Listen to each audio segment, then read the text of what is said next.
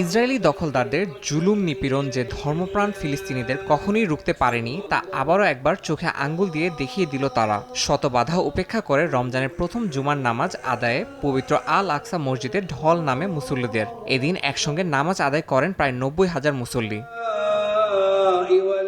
তবে বরাবরের মতো এবারও জুমার নামাজ ঘিরে কড়া বিধিনিষেধ দেয় ইসরায়েল। প্রায় ৩,০০০ নিরাপত্তা বাহিনীর সদস্য গোটা এলাকা টহল দেয়। নির্দিষ্ট বয়সসীমার মুসল্লিদেরই মসজিদের প্রবেশাধিকার দেয়া হয়। ৫৫ বছরের বেশি পুরুষ এবং ৫০ বছরের বেশি নারী সহ ১২ বছরের কম বয়সী শিশুদেরই কেবল এদিন নামাজ আদায়ের অনুমতি দেয়া হয়েছিল।